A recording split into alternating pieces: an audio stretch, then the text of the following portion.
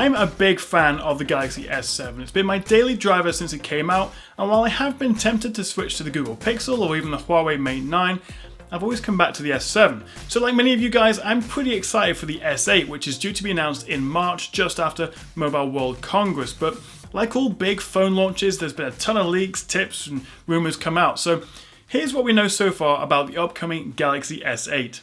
So there's been lots of reports that the S8, like the upcoming LG G6, will offer a bigger, taller screen with an 18:9 or 2:1 aspect ratio. So we'll probably see a 2960 by 1440 resolution, once again using Samsung's fantastic Super AMOLED panels. It also looks like for the first time, Samsung's going to drop the home and touch buttons in favour of trimming these bezels. 2017 looks like it's going to be the year of super high screen to body ratios, and some sources suggest the new S8 and S8 Plus phones could sport massive 5.8 and 6.2 inch curved screens. Now, I'm not 100% convinced about these sizes. It seems way too big for most people, but then again, if a lot of that extra screen is accounted for by being taller rather than wider due to the aspect ratio, it might be okay. But either way, we're looking at much bigger screens for the S8 and S8 Plus, both of which are expected to be curved like the S7 Edge. Personally, I actually prefer the flat S7 rather than the Edge because I would find that my palm would hit the edge of the screen and it would be a bit annoying. So hopefully Samsung will make the new S8 curved screens a bit more comfortable to use. But if they're trimming the bezels, where's the fingerprint reader gonna go? Well, there's leaked photos suggesting it'll move to the back, like a lot of other Android phones, which I'm actually pretty happy to see. I think it's a much better location and your index finger just naturally rests there anyway.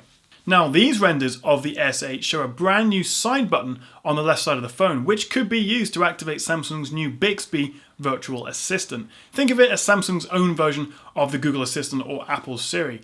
Now again, I'm not entirely convinced how useful another assistant's going to be. I always remember turning off the old S-Voice assistant because I never used it. But I am looking forward to seeing what Samsung's going to come up with. In terms of performance, well, it's going to be fast, isn't it? We're looking at the latest Snapdragon 835 chip in most regions, including the US, with a new Exynos 8895 coming to the UK, Europe and some other parts of the world. The Snapdragon 835 uses 40% less battery than its predecessor. And if you combine that with a slightly bigger battery, which is expected if the whole phone itself is getting bigger, we should be looking at getting a good few more hours out of these phones.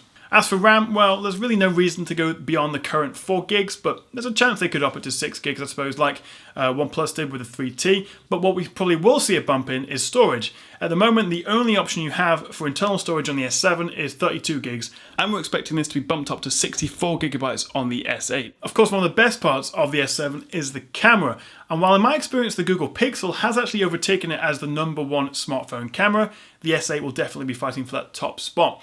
Now, it's not expected that Samsung will change an awful lot, sticking with a 12 megapixel and a wide f1.7 aperture, with no fancy dual camera setup making its way onto it like the LG G5 and upcoming G6, but we can expect improved optical image stabilization, an update to their great dual pixel focus system, and possibly even a few neat tricks like object recognition, which has been widely rumored. So altogether, we're looking at a fresh redesign with thinner bezels and a rear fingerprint reader, bigger screens with no flat option, better battery life, a bump in performance, slightly new camera, and an interesting new virtual assistant in the form of Bixby. But the bad news is prices are also expected to go up by around £100 or $100 from the S7, which was already bloody expensive. So I reckon the S8 will start at about £650 or about $750, with the bigger S8 Plus adding an extra 100 to that. So when can you get your hands on a shiny new Samsung Galaxy S8? Well, the S7 was announced on the 21st of February 2016 and launched on March 11th. But this year, Samsung's expected to push that back a few weeks. So we're thinking a bit of a teaser trailer perhaps at MWC in Barcelona at the end of Feb. And then we're looking at probably a very late March to mid-April release date. So that's the S8. Let me know what you make of it and all the leaks so far and whether you're excited for it in the comments below. Thank you for watching. Please click that little subscribe button if you did enjoy the video, and I'll see you next time right here on the Tech Chat.